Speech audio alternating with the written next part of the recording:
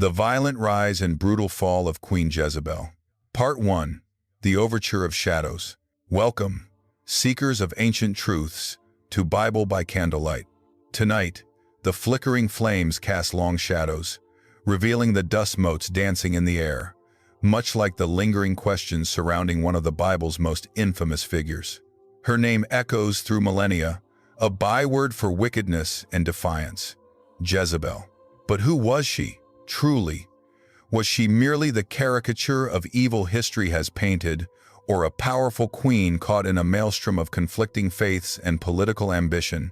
As the ancient scrolls whisper their secrets, we embark on a journey not just through history, but into the very heart of human nature and divine justice.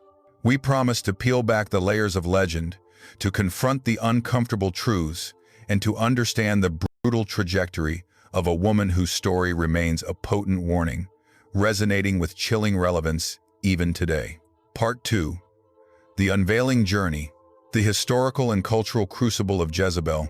To understand Jezebel, we must first transport ourselves to the tumultuous 9th century BCE, to the fractured kingdoms of Israel and Judah. Israel, the northern kingdom, was a land beset by internal strife and external pressures, constantly oscillating between allegiance to Yahweh and the alluring pantheons of its neighbors. It was into this volatile environment that Jezebel, a Phoenician princess, arrived. Her father was Ethbaal, king of Sidon, a priest king of Baal and Asherah. Her marriage to King Ahab of Israel was a political alliance, a strategic move to strengthen Israel's ties with powerful Phoenician city-states.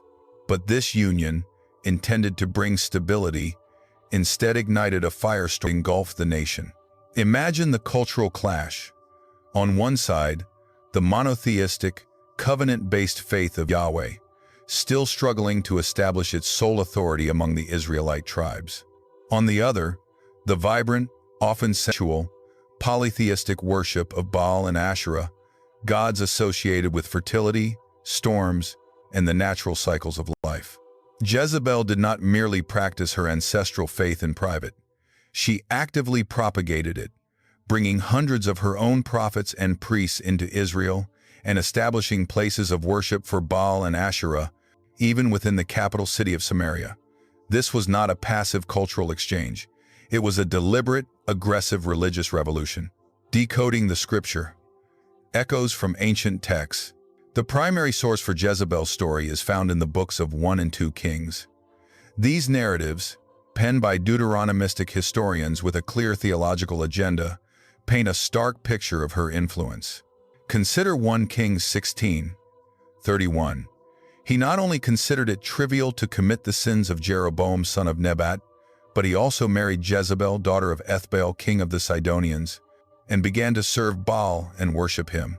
This verse immediately frames her as the catalyst for Ahab's apostasy, portraying her arrival as the tipping point in Israel's spiritual decline. The narrative escalates with the dramatic confrontation on Mount Carmel, 1 Kings 18. Here, the prophet Elijah challenges Jezebel's 450 prophets of Baal and 400 prophets of Asherah to a contest of fire.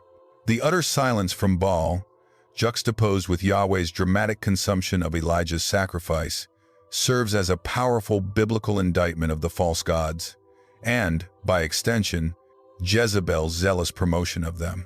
This is not just a theological debate, it's a cosmic struggle for the very soul of a nation. But Jezebel's wickedness extends beyond religious provocation. The chilling account of Naboth's vineyard, 1 Kings 21, reveals the depths of her ruthlessness.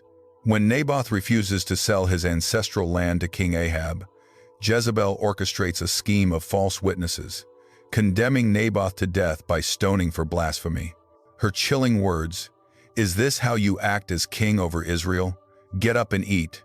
Cheer up, I'll get you the vineyard of Naboth, the Jezreelite." 1 Kings 21-7, expose a monarchical arrogance that trampled upon both divine law and human rights. This act of cold-blooded injustice seals her fate and draws the wrath of Elijah, who prophesies her gruesome demise. The hidden theological meaning. A clash of kingdoms. Jezebel's narrative transcends a mere biography.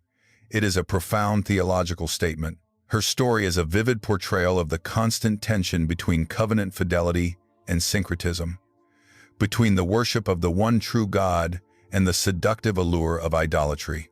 The Deuteronomistic authors use her as the ultimate embodiment of Israel's spiritual unfaithfulness, arguing that her influence led the nation astray and brought about divine judgment. Her actions challenge the very concept of kingship in Israel, a kingship meant to uphold Yahweh's law, not to subvert it. By manipulating Ahab and violating fundamental Israelite legal principles like the inalienability of ancestral land, Jezebel represents a tyrannical power that usurps divine authority and human justice.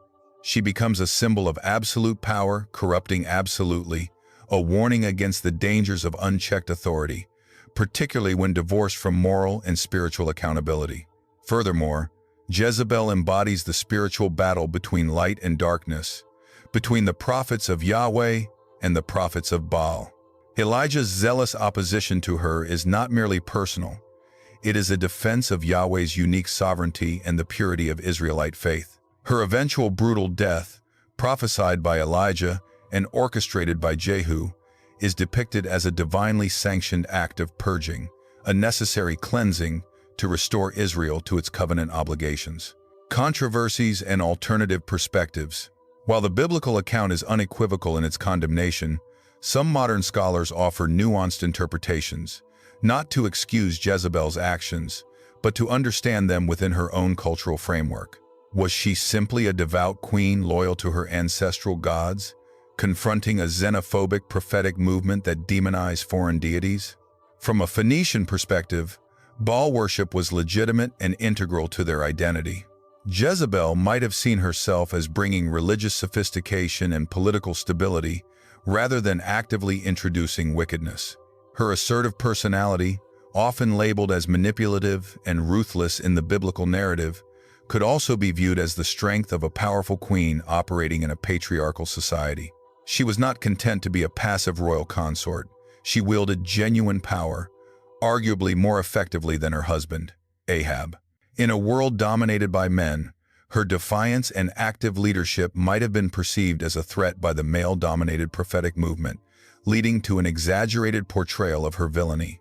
However, even with these alternative perspectives, the core of the biblical indictment remains.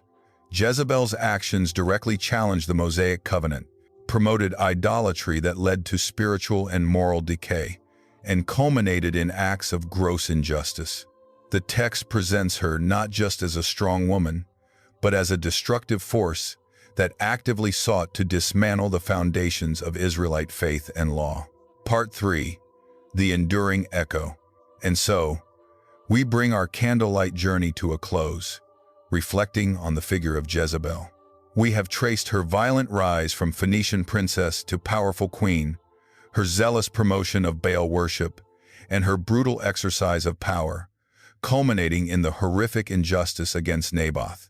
We have witnessed her theological counterpoint, a stark reminder of the perils of idolatry and the seductive nature of unchecked power. Her story is a visceral depiction of the consequences that arise when human ambition clashes with divine decree, when justice is perverted, and when spiritual foundations are eroded. But what echoes does Jezebel's story leave in the chambers of our own hearts?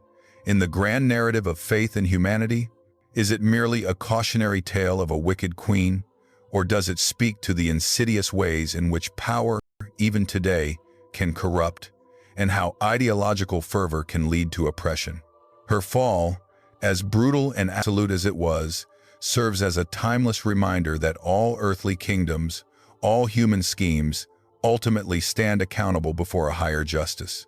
It compels us to ponder, what Baals do we allow to enter our lives, our societies, distracting us from the divine and distorting our moral compass?